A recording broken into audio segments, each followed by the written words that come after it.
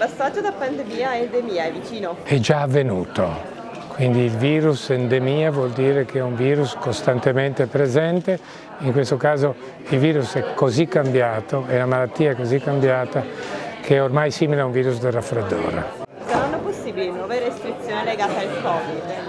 Dipenderà, io non credo perché ormai questo virus è evoluto per diventare un ospite permanente come sono gli altri coronavirus del raffreddore. L'ipotesi di un richiamo annuale del vaccino anti-Covid è realistico? È realistico, associato magari all'ultima variante circolante, come si sta già pensando, e associato al vaccino anti-influenzale, una volta all'anno non di più.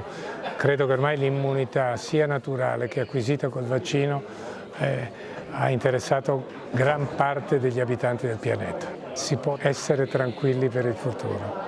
La cosa importante è mantenere alta la guardia, soprattutto per i soggetti anziani, gracili, coloro che si trovano nelle residenze per anziani e quelli che per terapia o per malattia sono particolarmente esposti a tutte le infezioni, non solo all'infezione da SARS-CoV-2. Questa sera l'abbiamo organizzata perché dopo 3 anni di pandemia, dopo 3 anni di paure, dopo 3 anni di ansie, volevamo saperne qualcosa in più e volevamo sapere da qualcuno che l'ha vissuta in prima persona, nel senso che era membro del comitato scientifico e quindi aveva sotto mano un po' tutta quella che era la situazione e lo sviluppo che questa situazione ha avuto in questi 3 anni ed è arrivato anche a delle conclusioni. In più il professor Palù, essendo un virologo, è la persona più adatta ad esporre questo tipo di situazione, essendo lui stesso uno che ha studiato quello che è stato il virus e quindi chi meglio di lui poteva aprirsi una finestra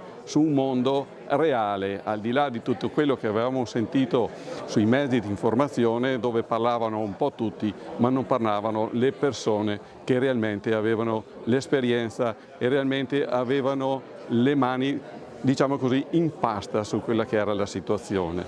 Per questo noi abbiamo organizzato la serata, siamo molto contenti, la partecipazione è stata anche ampia e interessata e quindi ecco anche questo va a favore di quella che è la nostra opera di formare il territorio, di informarlo per renderlo più cosciente. Banca Prealpi San Biagio e Noi per Noi per il territorio.